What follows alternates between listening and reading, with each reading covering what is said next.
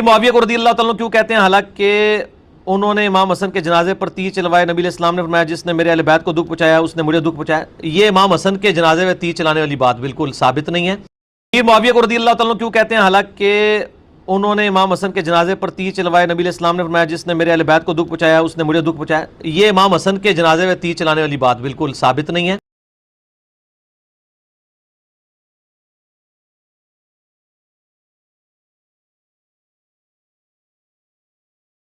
काफी लोगों का कहना है कि हजरत इमाम हसन अलैहिस्सलाम के जनाजे पर तीर चलाए गए। जी चलाए गए थे, इससे बड़ी बातें हुई हैं, तो इसमें से निकालना क्या। काफी लोगों का कहना है कि हजरत इमाम हसन अलैहिस्सलाम के जनाजे पर तीर चलाए गए। जी चलाए गए थे, इससे बड़ी बातें हुई हैं, तो इसमें से निकालना क्या।